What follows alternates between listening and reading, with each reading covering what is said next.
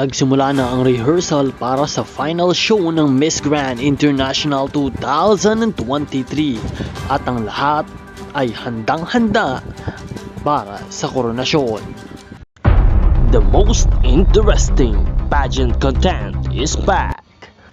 Nel 2204, your pageant blogger host. Subscribe.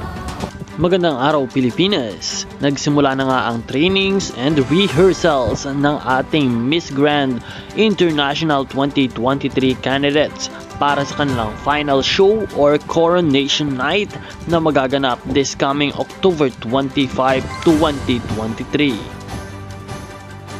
Kitang-kita sa mga kandidata ang kanilang determinasyon at pagkatutok para matutunan ang lahat ng kanilang ipiperform sa Miss Grand Coronation Night.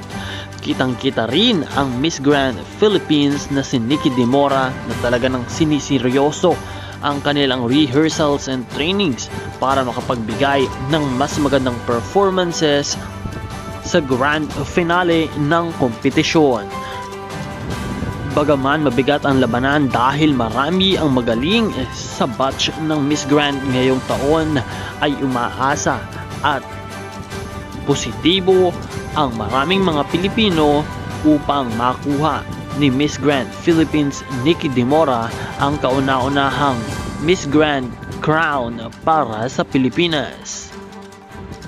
Kaya naman po patuloy natin siyang suportahan sa kanyang journey dito sa Miss Grand International Competition hanggang sa dumating sa kanyang grand finale.